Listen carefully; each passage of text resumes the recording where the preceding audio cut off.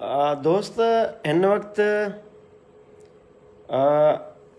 Live अचण जो मक़सदु सिर्फ़ु इहो आहे त कुझु देरि पहिरियां एसएसपी खैरपुर साहब सां ॻाल्हि ॿोल थी आहे। हुन अपडेट ॾिना आहिनि त हिकु वधीक जेका एफआईआर दहशतगर्दी कलम हेठि इन वहशी सिफ़त दरिंदे सारंग शहर मथां दाख़िल कई वई आहे ऐं एफआईआर नंबर 106 में जेको आहे दहशतगर्दी जा कलम लॻाया विया आहिनि, छाकाणि त सॼो सिंध जो शऊर हिते जागी पियो आहे इन मामले ते, इन बर्बरियत ते, इन वहशत ते, इन दरिंदगी ते। ऐं जेतोणीकि मां इस्लामाबाद में आहियां ऐं इस्लामाबाद में बि मुंहिंजी हिते कचहरी थी आहे ॿिनि एमएनए सां, जंहिंजो तालुक़ु सिंध जी दिलि कराची सां आहे। ऐं इन ते असां हिन महिल जेतोणीकि ॾिसो राजा 1-1.5 पियो थिए त पोइ बि असां हिन ते कमु कयूं पिया, बावजूदि हिन जे जो मां हिते फैमिली सां आयल आहियां, पंहिंजे बचड़नि सां, कंहिं तफ़री सांगे, पर ख़ुदा थो ॼाणे हिन वाक़िया असांजा समूरा जेके आहिनि मज़ा ख़राबु करे छॾिया आहिनि। जेके बचड़नि सां हिते मौसम खे इंजॉय करिणो हुयो या ॿिया उनखे घुमाइणो फिराइणो हुयो त सॼो ॾींहुं मां न निकिरी सघियो आहियां काॾे। त हिन वक़्तु एसएसपी साहिबु 5-10 मिंट पहिरियां ॻाल्हि ॿोल कई आहे, आमिर सऊद मक्सी साहिबु, ऐं हुन ॿुधायो आहे त हिकिड़ी वधीक जेका एफआईआर उहा उन ते दाख़िल कई वई आहे। गॾोगॾु पुलिस इन जवाबदार सारंग शहर जा 3 पुट बि जेके आहिनि गिरफ़्तार कया आहिनि।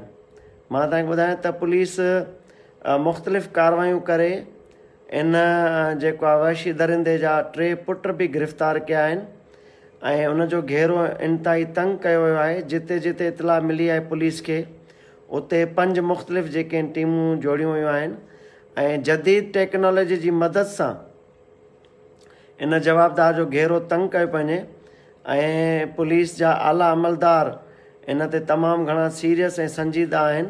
ऐं हीअ वाक़े जंहिं लिंग कांडारे छॾिया आहिनि सॼी सिंध जा, सॼे मुल्क जा ऐं दुनिया में रहंदड़ सिंधियुनि जा, त हीअ जेका बर्बरियत आहे, हीअ वहशी जेका दरिंदगी आहे ऐं उहा जेका ॿार जी वीडियो आहे या जेको बि इहो तमामु सूरत हाल तमामु घणी ॾुखोईंदड़ आहे उन मासूम बचिड़े जी, त इंशाअल्लाह सॼी सिंध यकीन रखे, पुरुमीद रहे त हिन जो को फ़रार थियण जो घणो वक़्तु न हूंदो, घणी विथी न हूंदी हिनखे।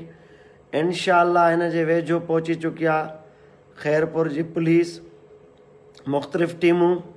हिन जा पुट बि गिरफ़्तार थिया आहिनि। घरनि खां अलावा ॿिया जेके मिट माइटनि जा घर आहिनि, जिते जिते जेको टेक्निकल मदद मिले पई उनखे नज़र में रखंदे पुलिस फौरी तौरु जेको आहे तहरुक वठे पई, कार्रवायूं करे पई तकड़ियूं।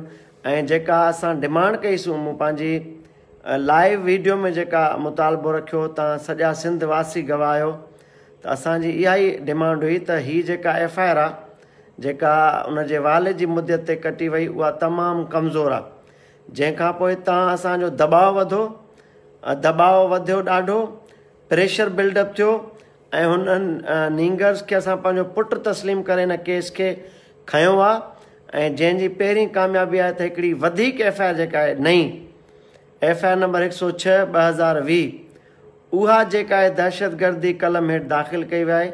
ऐं इंशाअल्लाह इहा हाणे रियासत जी ज़िम्मेवारी आहे त इनखे गिरफ़्तार करे तमामु मज़बूत केस इन जो पेश करे त जीअं असां हिनखे फांसी ॾियारायूं जल्दी।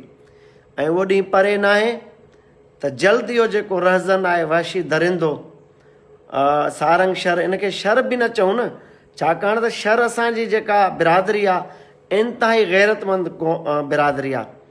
उन्हनि जा तमामु घणा असूल आहिनि। गैरत वारी हया वारी अख आहे, पंहिंजे ॿियनि बचड़नि खे पंहिंजा बचड़ा सम्झंदा आहिनि। गैरतमंद क़ौम आहे, गैरतमंद बिरादरी आहे शहर बिरादरी।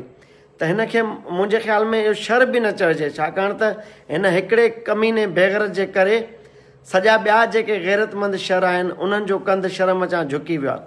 त मां दोस्तनि खे अपील कंदुसि त हिनखे वहशी दरिंदो सारंग चओ, हिनखे उस्ताद बि न चओ, हिनखे मास्तर बि न चओ, उन पेशे जी बि बेइज़ती आहे। हीअ हिन जो इनफ़रादी कुदो अमल आहे। इनखे एॾो आइसोलेट कयो, एॾो हिनखे अकेलो कयो मुआशरे में, बिरादरी में, पेशे में, जो ही पंहिंजी मौत पाण मरे। हीअ एतिरो गैरतमंद न आहे जेका अफ़वाह हली त ही को ख़ुदकुशी कंदो। ख़ुदकुशी गैरत वारा कंदा आहिनि पंहिंजे कंहिं ग़लति अमल ते अफ़सुरदा थी करे। ऐं ख़ुदकुशी अमल बि सही न आहे, इन जी बि असां न कंदासीं इन जी ताईद या हिमत अफ़ज़ाई। पर इहा अफ़वाह लाइ डाइवर्ट पियो कयो वञे मामलनि खे। ऐं ही जेका पुलिस जी एफर्ट्स आहे, जेके असां सां राब्ता आहिनि पुलिस जा, मां सलाम थो पेश कयां SSP खैरपुर साहिब खे, जेको राति जे हिन पहर में असांखे अपडेट थो करे, असांखे ॿुधाए पियो त पुलिस खैरपुर जी सुतल न आहे। उहा हिन ते कोशिशूं वठे पई, काविशूं करे पई, तहरुक में आहे, अलर्ट आहे, चौकस आहे। उन वक़्त ताईं चुप न रहंदी पुलिस बि असां जीअं, जेसि ताईं उहो दरिंदो गिरफ़्तार नथो थिए। इन दरिंदे जी रूपोशी जी ज़िंदगी तमामु घटि आहे। ही जल्द तव्हांखे ख़ुशख़बरी मिलंदी त इहो जल्द गिरफ़्तार थियण वारो आहे। त असां जो हिन वक़्तु मुंहिंजो लाइव अचण जो मक़सदु इहो आहे त सॼी सिंध जी जेका बेचैनी आहे, सॼी सिंध जी हिन ते अखि आहे, हिन केस ते सॼी सिंध में जेको आहे गैरतमंद जेके माण्हू असां रहूं पिया, सभिनी जा लुड़क हिन ते वहनि पिया ऐं तमामु घणो गुस्सो आहे, असां में ग़म आहे। त ही लाइव अचण जो मक़सदु आहे तव्हांखे हिन केस खां अपडेट ॾिजे। ऐं जीअं ई वधीक असां वटि अपडेट्स अचनि पियूं, असां वक़्तनि फ़वक़्तनि टाइम टू टाइम तव्हां सभु सॼणनि सां इहो शेयर कंदासूं। ऐं हिन में जेका बि रुकावट आई ऐं जेको बि उनजो सहूलियतकारी कंदो, उनखे बि वाइखो कंदासीं, उनखे बि असां शामिल तफ़्तीश कराईंदासीं ऐं उहे बि जांच जो हिसो थींदा। त इंशाअल्लाह दुआ कयो, हिन नींगर सां इंसाफ़ ताईं असां सुकून सां न वेंदासीं।